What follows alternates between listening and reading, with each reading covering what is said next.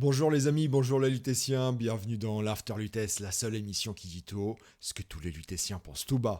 On se retrouve aujourd'hui pour parler évidemment du Money Time, le moment le plus attendu de la saison régulière, la dernière journée du championnat, celle où tout se joue, et surtout celle où se joue évidemment la qualification en top 8 et la qualification en barrage des playoffs. Et cette année, une fois n'est pas coutume, tout simplement la compétition est acharnée. On a très de mémoire de Blood Bowler, de lutétien. Je n'ai que très rarement connu ça. Je n'ai que très rarement connu une telle intensité, une telle lutte âpre et acharnée pour la lutte tant pour le top 8 que pour les barrages. Alors vous savez très bien, pour les plus historiques d'entre nous, on n'a pas toujours eu des barrages. Très souvent, ce n'était que des qualifications directement en top 16.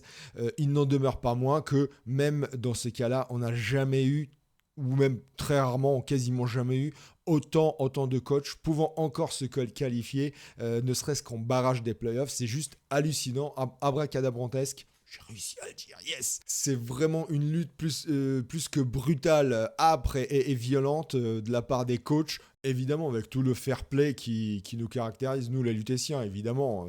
Vive le sport, monsieur Coubertin, évidemment. Mais il n'empêche que tout le monde veut se qualifier, enfin tous ceux qui sont potentiellement qualifiables veulent se qualifier. Et on est vraiment là, c'est pire que Dallas. Je veux dire, c'est les quartiers nord de Marseille, c'est les ruelles sombres de Saigon, c'est la zone Indus de Dunkerque. C'est même pire que la zone Indus de Dunkerque, quoi. C'est le money time de la Lutèce. Donc, analysons ça en détail, tant pour le top 8, encore une fois, que pour les barrages. Et vous allez voir, c'est du grand n'importe quoi.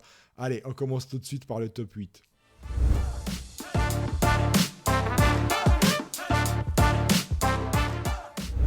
Et oui, qui dit top 8 dit, si je comprends bien l'anglais, My name is Duda. Where is Brian? Brian is it's an umbrella. Top 8, donc ça veut dire 8 coachs qualifiés directement en huitième de finale des playoffs. Et si vous regardez bien le classement, ça se joue jusqu'à la 14e place, jusqu'à Sobek. Il peut encore, évidemment sur un malentendu, mais il peut encore mathématiquement se qualifier alors que même on est à la dernière journée du championnat. Donc je ne sais pas si on s'imagine que jusqu'au 14e mec, il peut encore espérer le top 8. Alors aujourd'hui, il y a 3 coachs qui sont sûrs d'y être. C'est évidemment, alors 3 coachs, 3 équipes, 5 coachs parce qu'il y a 2 doublettes. C'est évidemment Nick le propre, ceux qui ont dominé le championnat presque du bout en bout, qui viennent de perdre. C'est totalement anecdotique, mais qui viennent de perdre leur premier match à la 14e journée seulement contre Cebutono. C'est également Ashram qui nous demande que c'est un coach de l'extrême qui, même avec des rosters compliqués, arrive à performer dans n'importe quelle compétition. Il fait quand même deuxième avec du pack du chaos. Alors certes, il a eu pendant la saison des circonstances qui ont fait que il a su profiter des embûches semées sur la piste des autres coachs. Il n'empêche que ces embûches, c'est bien lui qui les a semées. Donc gloire à lui pour avoir réussi si brillamment avec un roster compliqué et difficile, les Renegats du chaos. Et puis Un et Funny Valentine qui nous démontrent une nouvelle fois que c'est des coachs vétérans, des coachs hyper expérimentés, des coachs qui maîtrisent parfaitement les rosters qui jouent. Même si la fin de saison est très compliquée pour Funny, donc Un et Funny Valentine, ils emmènent quand même des elfes noirs pour l'instant à la 3e place du podium à la 14e journée. Donc bravo à eux. Derrière, rien n'est joué pour les autres coachs. Si on prend en détail chacun d'eux, Scream Team Kiss est en très bonne position.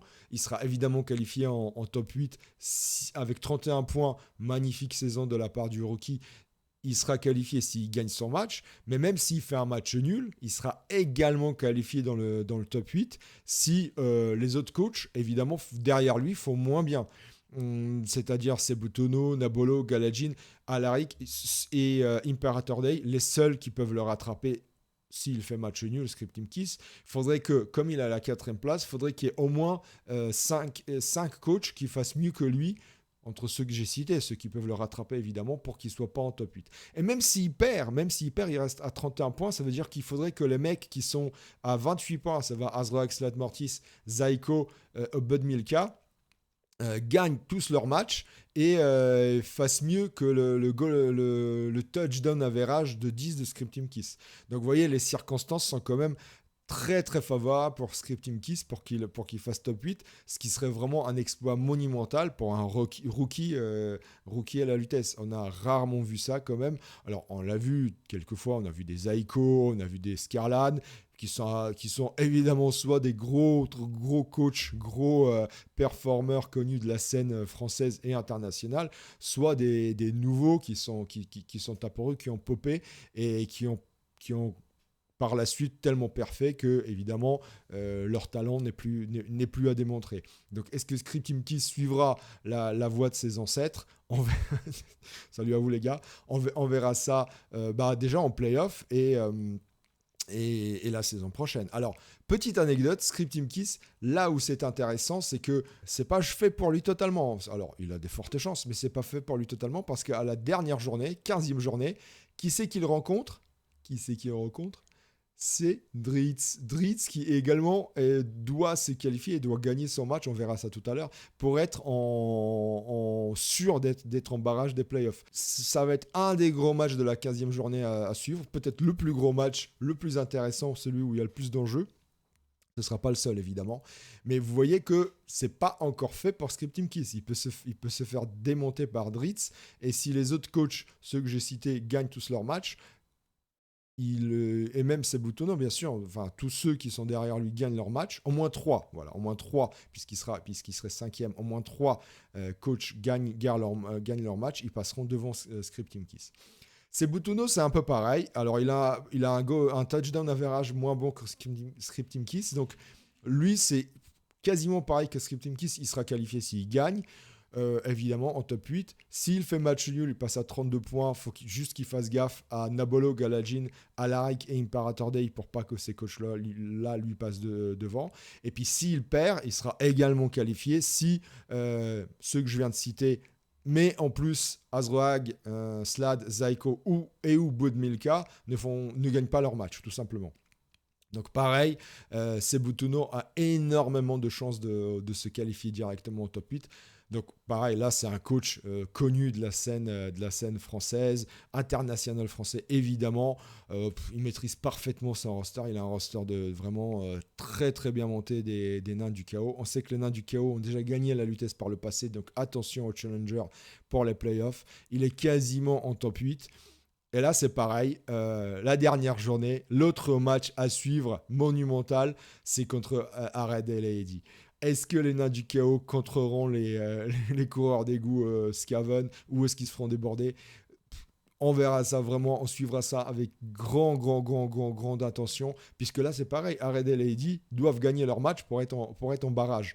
Donc l'un qui joue le top 8, les autres qui jouent les barrages, ça va être le deuxième gros match. C'est là où le hasard du calendrier de la lutte c'est merveilleux, c'est que même jusqu'à la dernière journée, à la dernière seconde, ça se joue vraiment pour la qualif. C'est là où cette année est vraiment intéressante et juste extraordinaire. Ben ensuite, Nabolo, il a 30 points. Lui, c'est pareil. Pour être sûr d'être. Alors, vous voyez, il y a déjà un point d'écart, même 3 points d'écart entre Nabolo et un Funny Valentine et Un. Donc, Nabolo doit gagner pour être sûr de sûr. Même s'il fait match nul, bah, tout simplement, les coachs qui sont derrière lui ne doivent pas faire mieux. Et ceux qui sont à 2 points de lui doivent en plus gagner leur match. Donc, je parle bien de Azrak Mortis, Zaiko, Bodmilka. Et même un Alaric, si Nabolo fait match nul, doivent gagner leur match. Alors, il est 6e, donc il faut qu'il y ait au moins 3 coachs qui fassent mieux que lui. Si Nabolo fait match nul, bien sûr, encore une fois, on est dans l'hypothèse où Nabolo fait match nul, pour que Nabolo ne soit pas en top 8. Et même s'il perd, il a encore des chances d'être évidemment en top 8 si les coachs derrière lui, il a 30 points, donc jusqu'à la Hertis ne gagnent pas leur match. Encore une fois, il faudrait qu'il y ait 3 coachs qui gagnent leur match alors que Nabolo perd pour que Nabolo sorte du top 8. Et encore avec un touchdown average de 13, il faudrait qu'il perde vraiment de beaucoup et que les autres gagnent vraiment de beaucoup pour lui passer devant. Alors évidemment, jusqu'à Budmilka, il suffit que Nabolo perde et que tous les coachs jusqu'à Budmilka, enfin tous, 3 coachs jusqu'à Bodmilka gagnent leur match pour passer devant Nabolo. Pour Laertis, lui, il a un touchdown average de 4 et Nabolo de 13. Vous n'avez qu'à faire le calcul vous-même. Il faudrait que Laertis gagne 5-0, enfin par une différence de 5 touchdowns et que Nabolo perde par une différence de 4 touchdowns pour que Laertis passe devant Nabolo. Donc c'est quasiment fait pour Nabolo. Il y a beaucoup plus de chances, on va dire, il a 70 voire 80% de chances d'être en top 8. Galadjin, c'est exactement pareil. Il a même nombre de points que Nabolo. Il a un touchdown average plus petit, mais Galadjin, pareil, il nous étonne. Il nous démontre qu'il maîtrise parfaitement les roster orc. Alors, c'est un quasi-rookie parce que il a déjà joué par le passé à la Lutèce, même s'il n'a fait que des remplacements. C'est sa première saison complète. Et là, on voit que c'est un joueur parfait, qui maîtrise parfaitement les rosters lourds. Il adore jouer les rosters lourds. Et là, il est quasiment en top 8. Lui, c'est pareil. S'il gagne, il y est. S'il fait match nul, tout simplement, ceux qui sont derrière lui jusqu'à Bodmilka ne doivent pas gagner. Ou en tout cas, s'il y en a 2 qui gagnent et que Galadjin ne fait que match nul, ils lui passeront devant. Et s'il perd, même s'il perd, il faudrait que tous ceux qui sont derrière, encore une fois, 2 d'entre eux doivent gagner leur match si Galadjin perd pour que Galadjin sorte du top 8. Donc encore une fois, tout est dans les mains, comme pour Nabolo, tout est dans les mains dans les dés de Galadjin naturellement. Lui, voilà, s'il gagne, il est sûr. S'il fait match nul, il est encore quasiment sûr parce qu'encore une fois, les coachs derrière, faut qu'ils gagnent leur match. Et s'il perd, là, il faudrait qu'il n'y en ait que 2 parmi les 1, 2, 3, 4, 5, 6 coachs derrière, 2 sur 6. Il suffit que 2 sur 6 gagnent leur match, ce qui sera très probable, puisqu'ils vont gagner quand même, c'est des gros coachs, pour passer devant Galadjin. Donc Galadjin ne doit pas perdre son match, tout simplement. Un match nul, ça devrait lui permettre quand même d'être assez large pour être en top 8. Alors Galadjin, pour la petite histoire, il joue contre Kralj JC. Pareil, c'est le 3e match, le 3e gros match à suivre. Encore une fois, cette fin de saison est juste dingue parce que Kralj JC, pareil, ils luttent encore. Eux, par contre, doivent gagner, absolument gagner pour espérer, et ce sera même pas sûr, pour espérer passer en barrage. Donc c'est le 3e gros match. Vous avez vu, on a vu 3 coachs en détail et c'est tous les 3 ont des très gros matchs pour espérer se qualifier pour le top 8 et on verra pour Kralj JC, ce sera la même chose pour les barrages. Alaric ensuite, vous voyez, il est 8e, il est vraiment à la limite. Alors Alaric, merveilleux, quel coach, il emmène des humains dans le top 8 de la Lutèce pour sa première saison à la Lutèce. Donc gros coach, surtout qu'il a connu une saison, on pensait qu'il allait s'effondrer, 2 grosses défaites, 2 grosses branlées dès l'entame du match et depuis il n'arrête pas de gagner. Là on a la 14e journée, ça fait depuis la 9e journée qu'il n'a pas perdu de match, c'est-à-dire dans le top, et encore il avait perdu contre Un, donc voilà, c'est tout à fait méritant de sa part. Il est invaincu dans le 3e tiers de la saison avec des humains, donc, et puis surtout il a connu que du gros coach. Vous voyez son nombre de points adverses, c'est un des plus gros scores, si vous comparez par rapport à des Nicap Le Propre, des Ashram. Lui il est à 284 points adverses. Vous voyez qu'il n'y a que Sebutunu qui a connu plus d'adversité, et encore ça se joue à 1 point par rapport à Alaric. Donc merveilleuse première saison de la part du rookie. Voilà, c'est tout simplement, parfois il y a des belles découvertes comme ça parmi les coachs parisiens qui n'ont encore jamais joué à la Lutèce. Ils arrivent et ils démentent tout. Donc est-ce que Alaric va confirmer est-ce que ce n'est que de la chance du débutant ou est-ce qu'il va confirmer sa science du jeu en play-off, voire l'année prochaine? On verra ça plus tard. En tout cas, déjà, c'est une première saison, mais plus que réussie pour Alaric. Alors lui, c'est pareil, il est 8e. Lui, et en plus, il a 29 points. Ce qui est déjà énorme, mais lui doit assurément gagner son match pour être. S'il gagne, il est sûr d'être en top 8, sauf si. Regardez, Imperator Day a le même nombre de points. Par contre, il a une différence de touchdown de -3 par rapport à Alaric. Faudrait que, pour Imperator Day, faudrait que s'ils font chacun une victoire, Alaric et Imperator Day, faudrait qu'Imperator Day gagne par +3 touchdowns de plus que Alaric pour passer devant Alaric. Par exemple, si Alaric gagne 1-0 son dernier match, il faudrait que Imperator Day gagne 5-0, tout simplement. Parce que même s'il gagne 4-0 et que Alaric gagne 1-0, ils seront à 12 de différence de touchdown. Mais les points adverses sont énormément à l'avantage d'Alaric. Donc, il est large par rapport à Imperator Day. Évidemment, s'il fait match nul, faudrait qu'il n'y ait aucun coach qui gagne son dernier match parmi tous les coachs jusqu'à l'Aertis, ce qui est quasiment possible. Donc en fait, Alaric doit gagner son match pour être sûr d'être en top 8. Si évidemment il fait match nul, il faudra qu'il compte sur un faux pas, une défaite de tous ceux qui sont derrière lui, tout simplement. Et s'il perd, c'est la même chose. S'il perd ce match, pareil, il faudrait qu'il compte que tous ceux, jusqu'à l'Aertis, même jusqu'à Sobek en réalité. Même jusqu'à Sobek, tout à fait, parce que Sobek est à 26. Il faudrait qu'il compte sur la défaite de tous ceux jusqu'à Sobek, ce qui est totalement improbable. Donc, Alaric, il a les cartes en main et il doit gagner son match pour être sûr. Alors, Imperator Day, j'en ai parlé, c'est le gros adversaire d'Alaric. Alors, Alaric, son dernier match, il le joue, je crois que c'est facile pour lui. Enfin, facile, Pixman. C'est beaucoup plus facile que les coachs qu'on a vus. Pixman qui n'a plus rien à jouer, et sinon la Chocolate, il va essayer de sauver son équipe, évidemment. Il va essayer de ne pas subir trop de blessures pour être prêt pour la Chocolate. Donc, à mon avis, Alaric, là, il a vraiment l'autoroute pour être en top 8. Alors, Imperator Day, c'est un peu pareil. Quelle merveilleuse saison de la part de celui qui n'est plus un rookie, mais qui nous démontre qu'il sait aussi bien jouer des gros lourds nains que des rapides et agiles Skaven. 29 points également, et puis surtout, il est en lutte pour le Bachelor avec des Skaven. Ça, c'est l'extraordinaire parcours d'Imperator Day cette année. Les gars, je sais pas, jouer avec les d'Imperator Day, c'est pas possible. Il fait que des sorties, ce mec, avec des Skaven, c'est incroyable.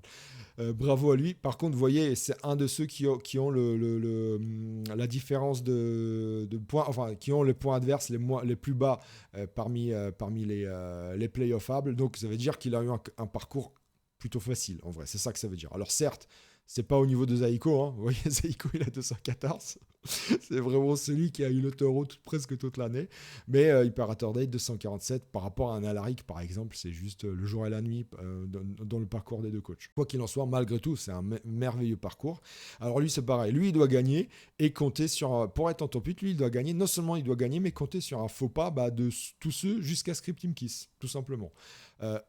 Voilà, il faut qu'il y en ait un qui fasse un faux pas entre Scripting Kiss et Alaric, c'est-à-dire qu'ils perdent, et là Imperator Day serait sûr d'être qualifié. S'il fait un match nul, pareil, il faut non seulement qu'il compte sur une défaite d'Alaric, mais évidemment qu'aucun des coachs derrière lui jusqu'à Sobek ne gagne. Bon, c'est très compliqué quand même. Et s'il perd, évidemment, s'il perd, il sera pas dans le top 8. Donc Imperator Day, non seulement il doit gagner, mais en plus, soit Alaric doit faire que match nul, soit un des coachs jusqu'à Scripting Kiss doit perdre. Voilà, tout simplement. Azraeg et Slade Mortis, c'est pareil. Là, ça va être pour les coachs qui suivent, ça va être pareil. Alors, Azraeg et Slade Mortis, on dit toujours que c'est dans les vieux pots qu'on fait les meilleures soupes ou les meilleures choucroutes.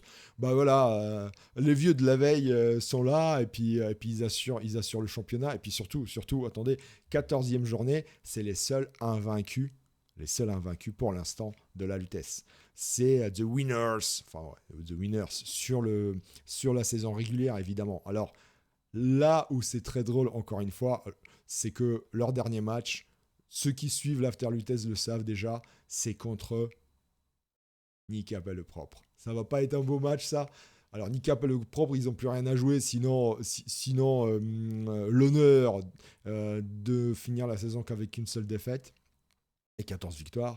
Azraeg et Slade Mortis, eux, pour le coup, s'ils veulent être dans le top 8, ils doivent non seulement gagner, mais compter sur un faux pas, évidemment, ils sont à 28. Par contre, regardez le touchdown différence, plus 18. C'est juste hallucinant.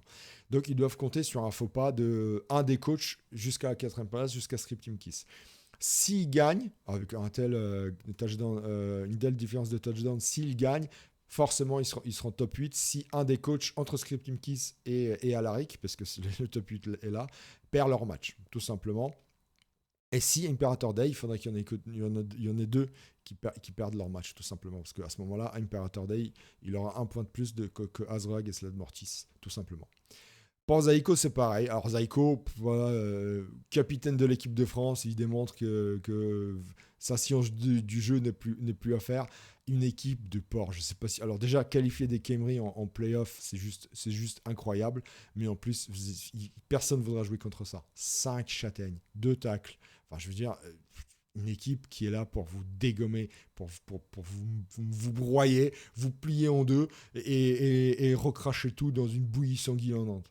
Non, c'est juste improbable son équipe. Après, encore une fois, bon, on n'est pas là pour palabrer sur le parcours en playoff, mais bon, Khemri en playoff, voilà, vous savez ce que j'en pense. Comme j'ai dit, il a eu une saison facile, et puis surtout le dernier match contre Garden, ça va être un beau. Alors, je sais qu'il a déjà été joué.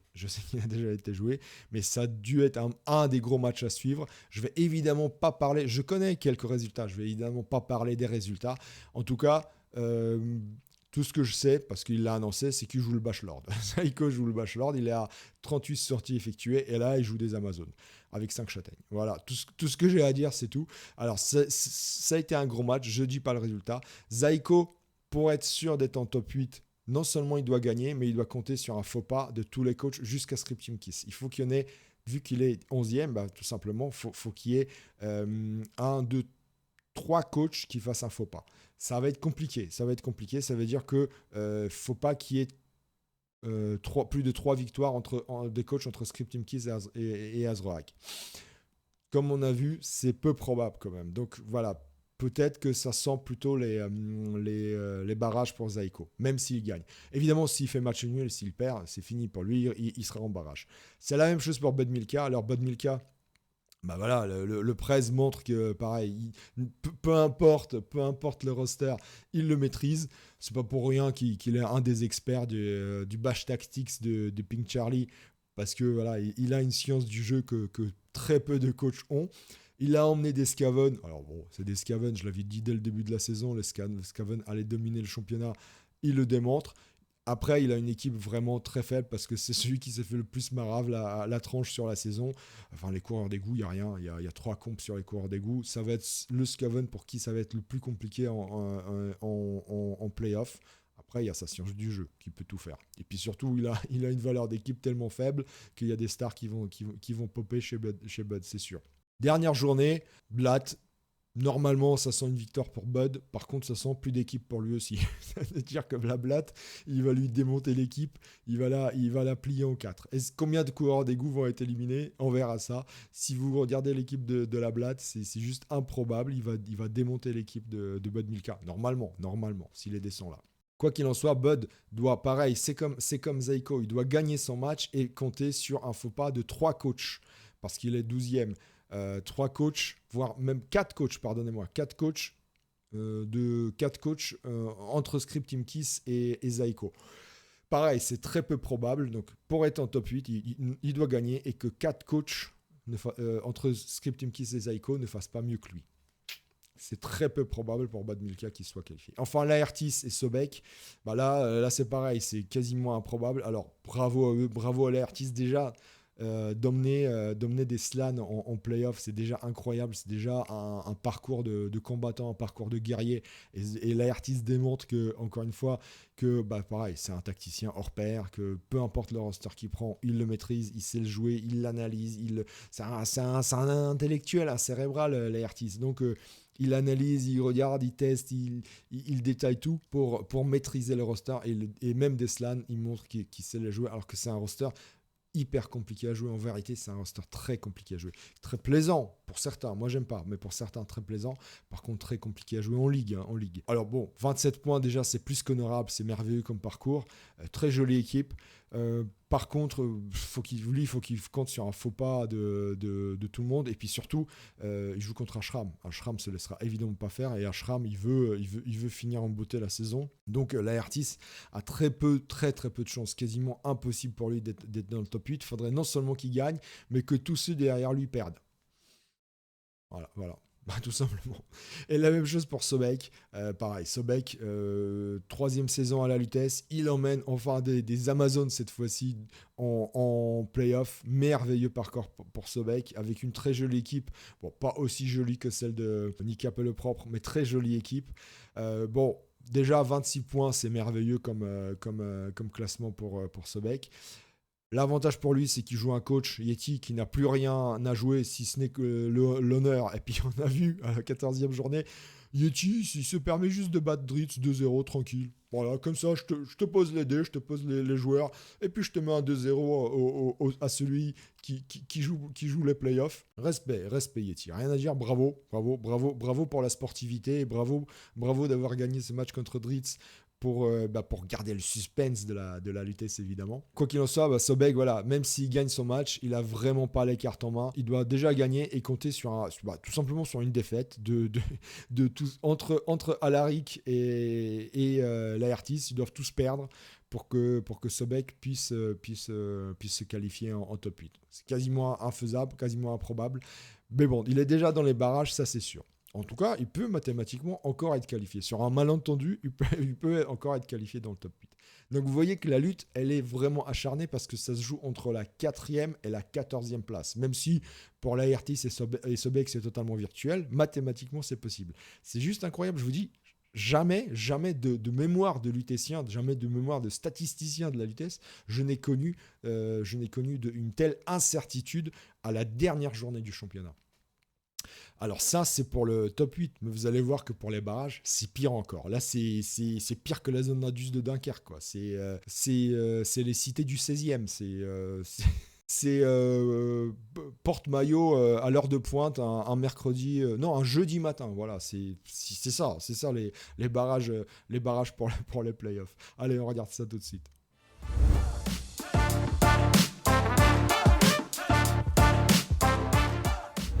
Et oui, les gars, parce que je vous avais dit en début d'année, même tout le long, si vous regardez mes vidéos tout le long de l'année, ça allait se jouer entre 24 et 23 points à la qualification. C'est comme ça que j'avais calculé. J'ai eu bon.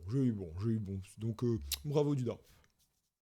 Aujourd'hui, on le sait, 24 points, on est sûr d'être qualifié. Mais à 23 points, il se peut qu'il y ait des coachs qui soient, même en ayant 23 points, qui soient laissés sur la sellette. C'est ça qui est incroyable. Étant précisé que ça se joue entre, évidemment, encore une fois, ça se joue entre la 9e et la 24e place, hein, c'est-à-dire il y a 16 coachs qui vont se qualifier, qui vont jouer les barrages, et les 8 vainqueurs vont rejoindre le top 8 en 8e de finale, tout simplement, hein, avec des places attribuées, des places en fonction du classement entre le premier et 8e, hein, c'est-à-dire que le premier sera dans le haut de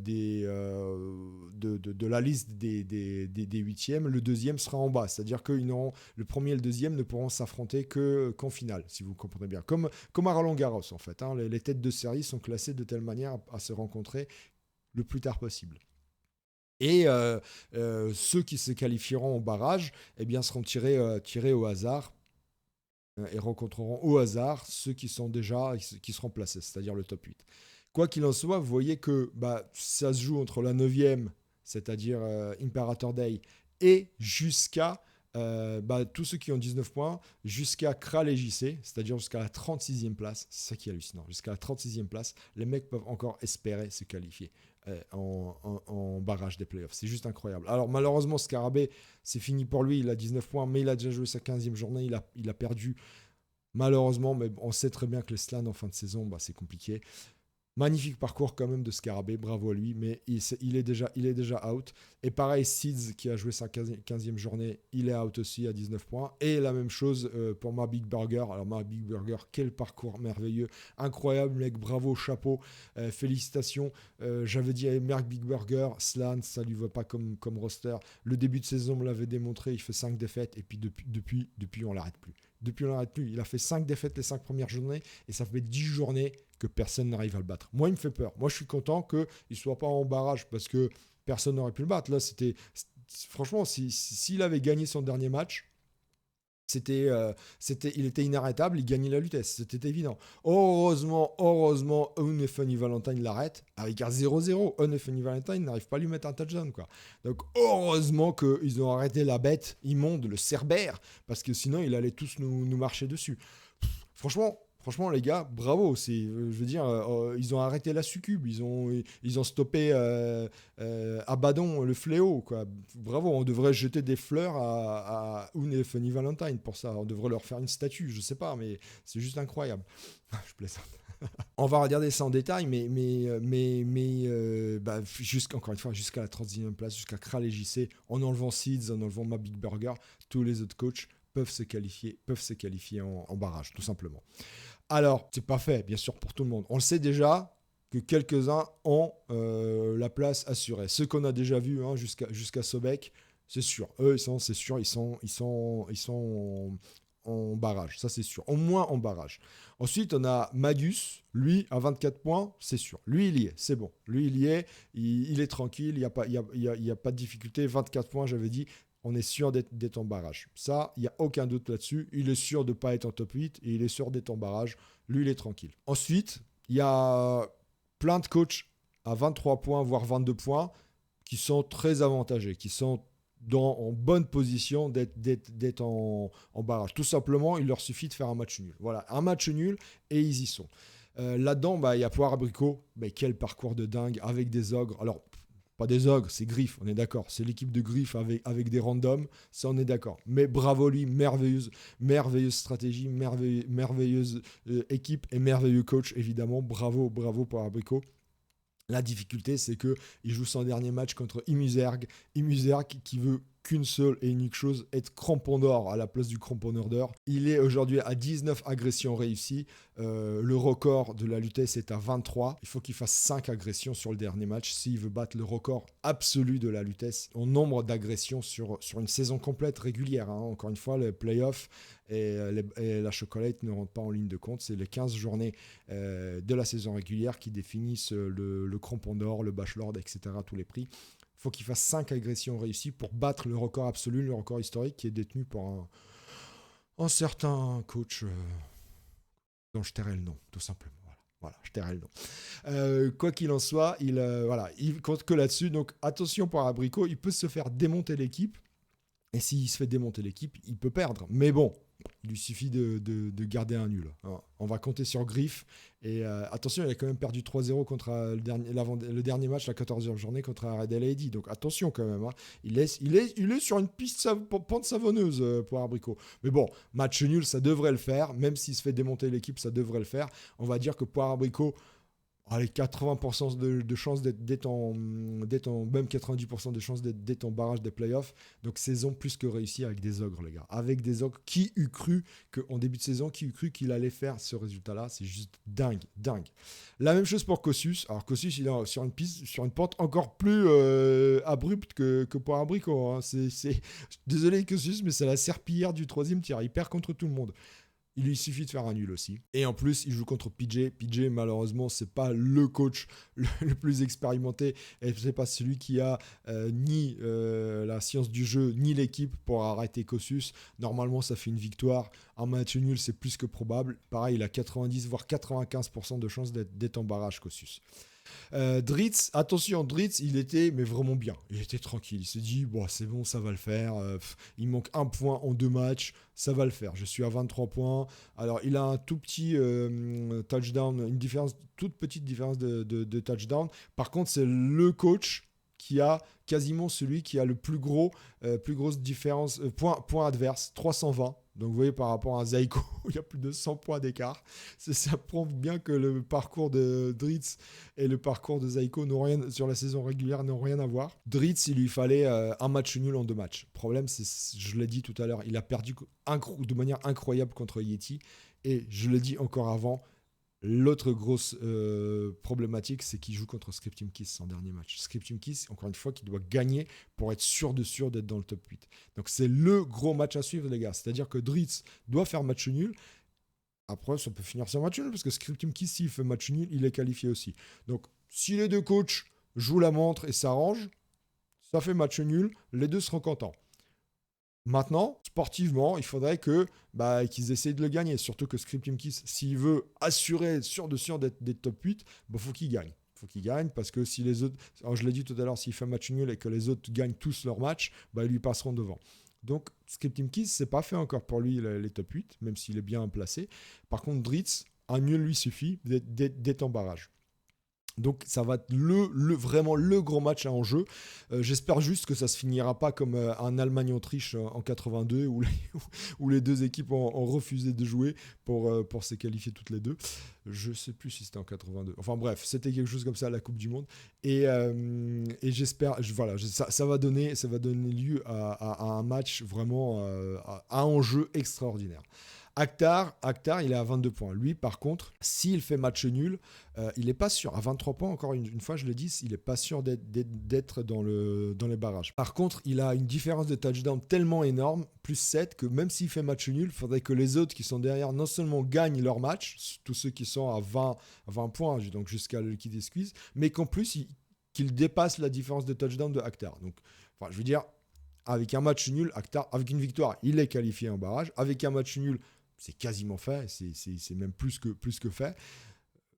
La seule possibilité logique, potable pour qu'il n'y soit pas, c'est que non seulement ils perdent, mais que tous les autres derrière gagnent, soit à 23 points. Il faudrait que 6 coachs sur les 12 derrière lui, donc la moitié, gagnent leur match pour le dépasser, pour faire plus que 22 points.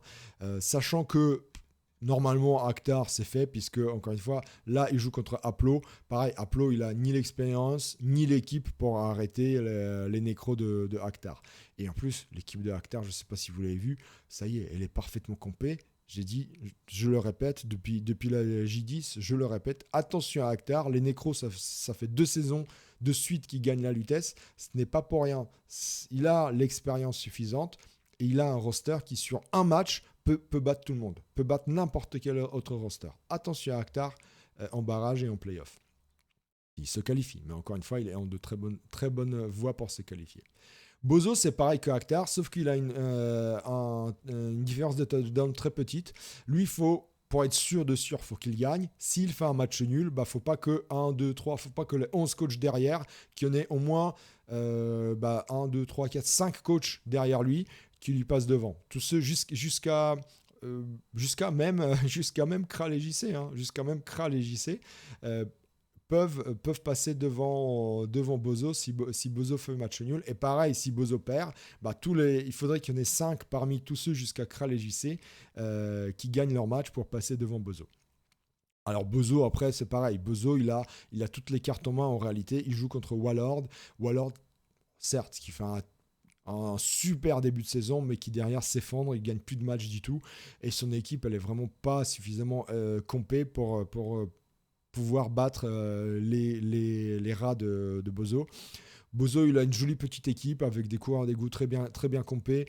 Honnêtement, il y a de fortes chances que Bozo soit en barrage. Encore une fois, il lui suffit d'un match nul à 23 points avec une différence de touchdown positive. 23 points, il devrait y être. Il devrait y être sans problème. Vous voyez que les autres coachs derrière, ceux qui sont à 20, donc ils peuvent le rattraper en cas de match nul de Bozo. Ils n'ont pas une si belle différence de touchdown. Donc, il y a de fortes chances vraiment que Bozo y soit. S'il perd, par contre, là, il risque de se faire éliminer parce qu'il suffit qu'il y ait, comme j'ai dit tout à l'heure, 5 coachs parmi les 11 derrière qui gagnent, qui le rattrapent, dont, par exemple, Olivier Dulac, alors je trouve que c'est plus possible, il est à 15, mais dont Olivier Dulac qui fasse match nul et il passera devant Bozo. Donc, il suffit que Olivier fasse match. Si Bozo perd, il suffit qu'Olivier Dulac fasse match nul et que 4 coachs derrière gagnent leur match et c'est fini pour Bozo. Bon, c'est peu probable, mais quand même. Justement, Olivier Dulac, lui, il est le cul entre deux chaises. Il est, ou alors, comme on dit chez les cyclistes, il est en chasse-patate. Parce qu'il ne sait pas quoi faire. Est-ce qu'il doit jouer le nul en espérant que les autres se foirent ? Est-ce qu'il doit gagner ? Oui, il doit gagner pour être sûr. Pour être sûr, il doit gagner. S'il gagne, il a 24 points. La problématique, c'est que c'est le 4e match, gros match à suivre de la saison, c'est qu'il joue contre le Doc. Et en plus, c'est du nain du chaos. Le gros match pour les barrages, c'est là, c'est entre Olivier Dulac et le Doc. Étant précisé que le Doc doit gagner et Olivier Dulac doit gagner. Chacun doit gagner pour être sûr d'être en barrage. Donc ça va être juste incroyable ce match. Ça va être juste être une dinguerie. Je sais pas. Le problème, c'est que un match nul, les met tous les deux dans la mouise, tout simplement. Parce que si Olivier Dulac fait match nul, il est à 22 points. Et là, vraiment, il faut qu'il compte sur un faux pas tous les autres pour être qualifié. Et s'il perd, c'est fini pour lui. Victoire obligatoire pour Olivier Dulac, pour être sûr. Match nul, ça veut dire que les autres derrière ne doivent pas gagner, qu'il n'y ait pas que 4 victoires parmi les... Ils sont combien derrière? Alors, Chouf, je ne le compte pas parce qu'il est déjà à la 15e journée. 1, 2, 3, 4, 5, 6, 7, 8... 9, 10, 11, 12, 13, 14, j'enlève 6, donc 13 coachs derrière Olivier Dulac. Il faut pas qu'il y ait 3 victoires. Alors, évidemment, là, il y a aussi Doug Groznig, donc faut l'enlever. On va dire parmi les 12 coachs derrière, il ne faut pas qu'il y ait 3 victoires. Ce qui est peu probable quand même. Donc vraiment victoire obligatoire pour Olivier Dulac. S'il perd, c'est fini. Et si match nul, il ne faut pas qu'il y ait 4 coachs sur les 13 derrière qui gagnent. Alors Chouf fait une très belle remontée puisqu'il est 21e, il gagne son dernier match contre Crouch, mais 21 points ce sera insuffisant malheureusement pour Chouf. Donc bravo pour le parcours Chouf, mais je pense que 21 points c'est fini pour les barrages malheureusement. Bon, joli parcours quand même. Arrête Lady, j'ai dit, eux par contre c'est simple, tous ceux derrière c'est simple, ils doivent gagner, ils ont une différence de touchdown énorme, 12 points. De 12, c'est juste dingue. Donc eux, s'ils gagnent leur dernier match, ils sont à 23, ils seront les meilleurs parmi ceux qui ont 23 points. Donc ils seront qualifiés, c'est sûr. Alors ils doivent gagner, c'est simple. Eux, c'est simple, ils doivent gagner et ils seront normalement dans les barrages. Le problème, c'est, je l'ai dit tout à l'heure, leur 15e match, c'est contre Sebotouno. Alors là, c'est comme une finale pour eux. C'est la finale de leur saison et c'est une finale qu'ils doivent remporter. Match nul, c'est pas suffisant. Ils doivent gagner ce match-là. Ils doivent le gagner. Ils ont les cartes en main et ils ont l'équipe pour. On verra s'ils arrivent à contrer les tacles, les tacles de ces, et la science du jeu de Sebotouno. Bosque, c'est pareil. Lui, il doit gagner. Vous voyez qu'il a une différence de touchdown pas énorme. 4. Il doit gagner. Là où ça se joue beaucoup pour lui, c'est que le dernier match, il est contre Pedro. Donc c'est pareil, c'est le 5e match ou 6e match à suivre sur cette fin de saison. Oui, parce que Pedro et la Reine luttent aussi. Ils doivent aussi gagner. Donc celui qui gagnera ce match-là sera en barrage. Pour Pedro et la Reine, c'est pas sûr, on le verra tout à l'heure. Mais pour Bosque, c'est quasiment sûr s'il gagne. Parce que s'il fait un match nul, c'est fini. Il doit gagner ce match-là. Le truc, c'est que comme il n'est pas là, il se fait mercénariser son dernier match. Bon, évidemment, le mercenaire va tout jouer pour remporter la victoire, mais c'est pas dit.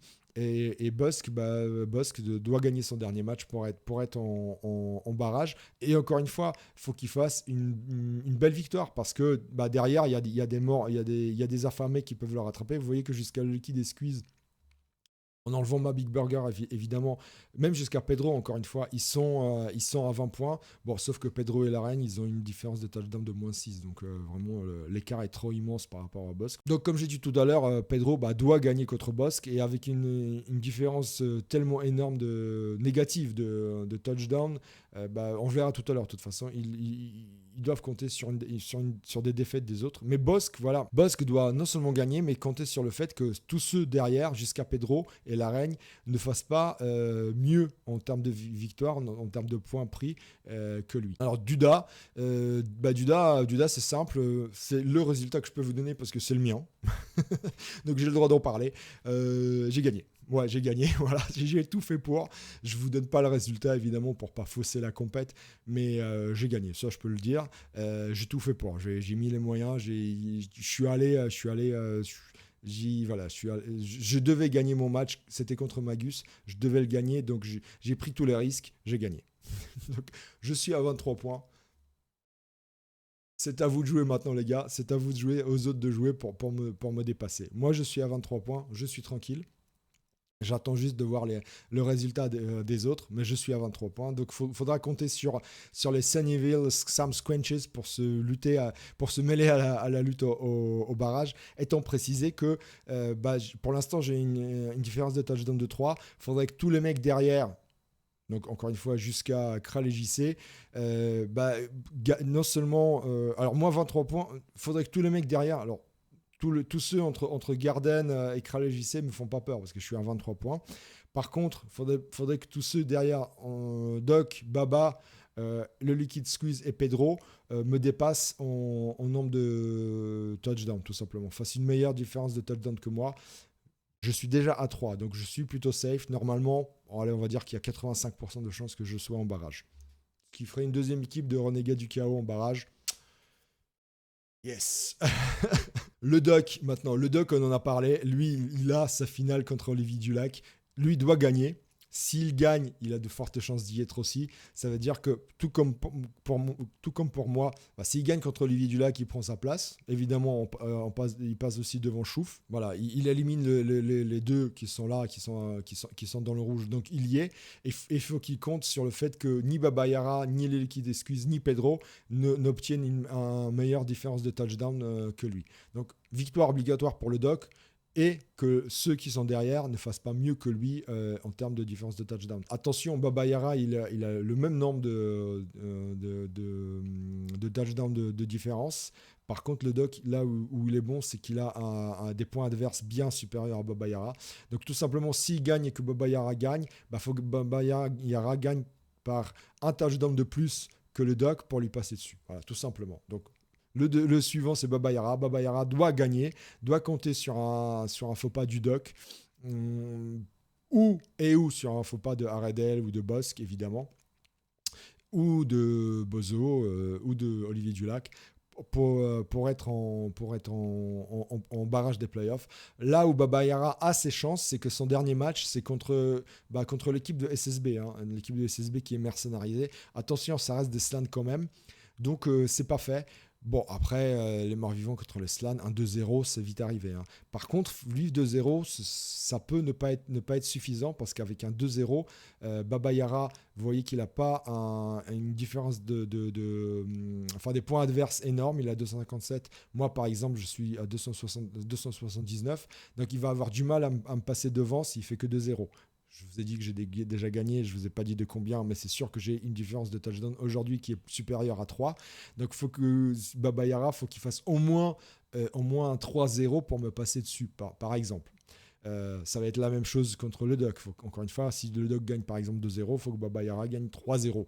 Donc il a ses chances, ça va être compliqué. Ça va être compliqué. Il faudrait qu'il compte sur un faux pas, encore une fois, d'Olivier Dulac, de Bozo ou d'Aredel Heidi pour y être. Il a ses chances, on va dire, c'est du 40%, mais c'est largement pas fait. On passe à le Liquid Squeeze. Le Liquid Squeeze, merveilleux parcours pour les rookies, ou pour le Liquid, c'est un quasi-rookie, à la Lutèce. Si seulement ils n'avaient pas fait cet abandon la 7e journée, ils auraient pu espérer beaucoup mieux que 20 points. C'est dommage parce qu'avec 20 points, avec des nains en plus, et une différence de touchdown de 1 seulement, on sait que les nains, ils vont gagner quoi ? 2-1, 1-0. Voilà. Et en plus, ils ont une différence de points adverses très, très faible par rapport aux autres coachs qui sont devant eux. Faut que non seulement qu'ils gagnent, mais il faut qu'ils comptent sur un faux pas de tous ceux jusqu'à Bozo, en fait. Hein. Même jusqu'à Akhtar. Ce qui est pratiquement impossible pour eux, sachant que, encore une fois, moi, je vous ai dit, j'ai gagné et ils vont avoir du mal à me rattraper au niveau de la différence de touchdown. Ça va être très compliqué pour eux. Surtout que le dernier match, il n'est pas contre n'importe qui, il est contre EDLR, que lui aussi espère toujours, sur un malentendu, peut se qualifier. Donc ça va être très compliqué, très très compliqué pour le Liquid Squeeze. C'est vraiment dommage cet abandon à la 7e journée, c'est vraiment triste. Parfois, une saison, ça se joue à des détails. C'est pour ça que je vous dis, les gars, essayez de ne pas abandonner, mercénarisez vos matchs. Au pire, ça fait match nul, c'est pas grave, mercénarisez-les. Mais là, il va leur manquer un point. Pour se qualifier. S'ils gagnent leur match, il va leur manquer un point pour se qualifier. Un point qui aurait pu être obtenu par le premier mercenaire venu, hein, le premier connard venu. Ils auraient emmené des nains en playoff. Là, ça va être. Il faut qu'ils comptent sur un faux pas, tout le monde devant eux, tout simplement. Parce que ils ont une différence de touchdown pas suffisante. C'est la même chose pour Pedro et Laraigne. Très beau parcours, j'ai dit dès le départ, noblesse impériale, c'est pas un roster fait pour la Lutèce. Il y en a qui ont perfait avec, hein, Ashram, si tu m'entends, mais c'était plus c'est sa science du jeu, mais c'était beaucoup aussi le hasard du calendrier des dés. Il n'empêche, ils font un très joli parcours, mais bon, avec 20 points seulement et un touchdown average de -6, il faut vraiment que les planètes s'alignent, toutes les planètes de l'univers, de la Voie lactée, de la galaxie, s'alignent pour que Pedro et la Reine emmènent la noblesse impériale en barrage. Il faut non seulement qu'ils gagnent, mais qu'ils gagnent par 5 touchdowns d'écart pour rattraper ceux qui sont. Et que les autres, là, tous ceux là derrière, qui ne gagnent pas leur match ou qui fassent des matchs nuls. Ce qui est juste improbable. Ce qui est juste improbable. Ils peuvent rattraper un Akhtar, un Bozo, etc. Mais il faudrait que tous ces coachs-là, perdent, sachant encore une fois que moi j'ai gagné. Donc il faudrait qu'il y ait. Tout simplement, faut qu'ils prennent 8 places. C'est-à-dire qu'il y ait 4 coachs, au moins 4 coachs qui perdent, tout simplement, et qu'eux, ils gagnent. Ça va être compliqué quand même. Ça va être très compliqué. Encore une fois, c'est pas infaisable, mais ça va être très compliqué. On va dire qu'il y a 20% de chances que Pedro et la Reine soient en barrage. C'est pas infaisable, encore une fois. S'ils gagnent, ils seront à 23, mais ça peut être ceux qui seront à 23 avec effectivement les premiers non qualifiés à cause d'un touchdown average très négatif. Et ensuite, on a des coachs qui doivent espérer non seulement. Tout est pareil entre Garden, EDLR, Manu, Martini, LUX et Kral et JC. Faut qu'ils gagnent. Déjà, faut qu'ils gagnent. Ils seront à 22 points. Tous ces coachs-là seront à 22 points. Il faut qu'ils comptent sur un faux pas de tous ceux qui sont devant eux. Le Liquid Squeeze, Baba Yara, le Doc. Moi, j'ai dit c'est impossible déjà. Bosque, Ared Eledi, Olivier Dulac. Tous ces coachs-là, ils ont besoin. Tous ces coachs-là, ceux que j'ai cités, Garden, EDLR, Manu, Martin UX et Kral et JC, ils ont besoin d'être dans les 1, 2, 3, 4 places qu'ils peuvent rattraper. Ça veut dire tout simplement qu'il faut qu'il y ait 4 coachs de tous ceux que j'ai cités qui perdent. 3 parce qu'en vérité, il y a moi aussi dedans. Donc 3. Donc c'est 3 coachs devant eux qui doivent perdre leur match pour que eux, un de ceux-là entre dans les barrages. Sachant que déjà, il y a un match entre Bosque et Pedro et la Reine. Donc, un des deux devrait être en barrage s'il gagne. Donc, voilà. En plus, il faut qu'il compte ceux que je viens de citer, à savoir encore une fois Garden, EDLR, Manu, Martini, LUX et Kral JC. Il faut qu'il compte sur un match nul entre Pedro et Bosque. Alors, certes, c'est pas improbable, mais ça fait quand même beaucoup de conditions pour y être. Vous voyez, c'est vraiment âpre et indécis jusqu'au bout. Encore une fois, jusqu'à la 36e place, alors qu'on est à la 14e journée, les mecs peuvent espérer être qualifiés. Par exemple, un Kral et JC, ils ont une différence de touchdown dégueulasse. Mais donc, il faut qu'ils gagnent leur match. Ils seraient à 22 points, donc ils rattraperaient un Bozo. Il faudrait que, encore une fois, un Olivier Dulac perde. Mais s'il perd, ça veut dire que le Doc gagne. Donc, il passe pas devant le Doc. Moi, j'ai gagné. Il faudrait qu'il rentre dans les 2 dernières places. Ça veut dire qu'un Ared Eledi, un Bosque perde ou fasse match nul. De Grody qu'on a dit qu'il a gagné, qu'un Baba Yara ne gagne pas son match, qu'un Liquid Excuse ne gagne pas son match, qu'un Pedro ne gagne pas son match. Enfin bref, vous voyez que c'est quasiment infaisable. Si à cela on ajoute le fait que EDLR, comme je l'ai dit tout à l'heure, il joue un autre playoffable, à savoir le Liquid et Squeeze. C'est pareil, un match nul lui suffit pas, lui il faut qu'il gagne son match, sachant que Garden, on l'a vu tout à l'heure, il joue contre Zyko, il faut qu'il gagne son match contre Zyko, alors que Zyko il joue pour le top 8. Bref, c'est quasiment infaisable. Et pareil pour Manu, différence de touchdown négative, point adverse vraiment très bas, très bas. Regardez par rapport à un EDLR qui est à 334, un Martin X qui sont à 315, lui il est à 266. Vraiment, il a eu très peu d'adversité par rapport aux autres coachs. Lui, c'est pareil.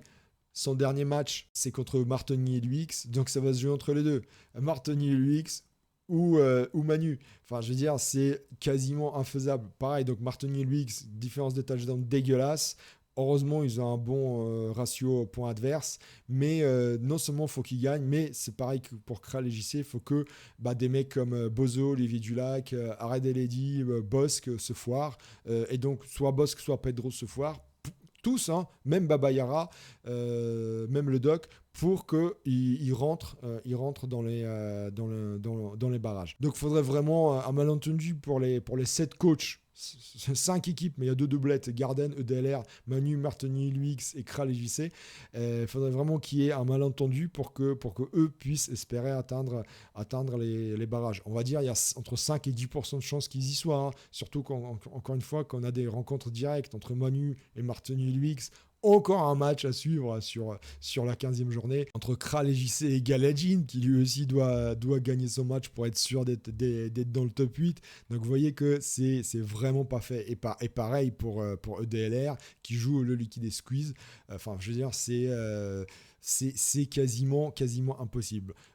Prenons un exemple, EDLR, s'il gagne, il n'est pas sûr. Bon, il passe devant le Liquid Squeeze, mais comme il aura forcément un meilleur ratio de touchdown, une différence de touchdown qu'un Martoni Luix ou un Kral et JC, il sera devant eux. Donc il a un petit peu plus de chances que Manu ou Martini de se qualifier.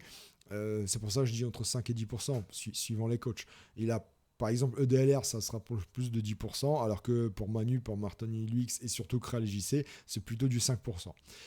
Voilà, donc j'en termine là. C'est déjà une vidéo très longue. Vous voyez que la lutte est juste dingue de chez dingue. C'est pour ça que je dis à 24, on est sûr. À 23, c'est plus que probable. Moi, mon pronostic, c'est entre Magus et Bozo, tout cela. Donc Magus, Parabrico, Kossus, Dritz, Akhtar et Bozo seront qualifiés à mon sens seront qualifiés. Il reste chauffe n'y est pas, 1, 2, 3, 4 places. À mon sens, pour moi personnellement, Ared et Lady y sont. Moi j'y suis, je pense. Olivier Dulac, je pense qu'il y est, je pense qu'il gagnera contre le Doc. Et la dernière place, ça va se jouer entre Baba Yara, le Liquid Squeeze. Alors j'ai dit Bosque, donc ce ne sera pas Pedro. Pour moi, ça va être Baba Yara, parce que Baba Yara, il peut gagner 2-0 face à l'équipe de SSB et prendre la dernière place. Voilà mon classement. Donc encore une fois, jusqu'à Bozo, c'est bon. Ensuite, c'est moi, Bosque, Ared et Lady et Baba Yara. Je pense que Ared et Lady sont capables de battre ces Boutonnaux sur le dernier match. Et ça se jouera bien à 23 points. Et le Liquid Squeeze, par exemple, s'ils gagnent leur dernier match, ils vont être les premiers non qualifiés. Après, encore une fois, ils peuvent se qualifier, mais il faut qu'ils gagnent par deux touchdowns d'écart. Et ils jouent contre EDLR. C'est pas ça. Voilà mes pronostics. Encore une fois, c'est juste dingue comme fin de saison. Bonne chance à tous, évidemment. Bonne chance à tous les coachs. Félicitations à tout le monde pour le parcours. Aussi bien le top 8 que les barrages. C'est juste incroyable. Bravo à tout le monde. Bravo à tous les Lutétiens pour la saison régulière vécue. Le Money Time est juste dingue. Je dis bonne chance à tout le monde. Merde à vous, que le meilleur gagne, tout simplement, et que les matchs se déroulent à merveille, et qu'il y ait plein de blessés, plein de cassés, et plein de beaux jeux, et plein de rigolades. Allez, à bientôt tout le monde. On se retrouve normalement pour la prochaine vidéo. On fera le point sur la 3e tiers de la saison. Allez, là, je vous dis à très bientôt dans l'After Vitesse. Salut à tous. Ciao. No one likes us, we don't care. No one likes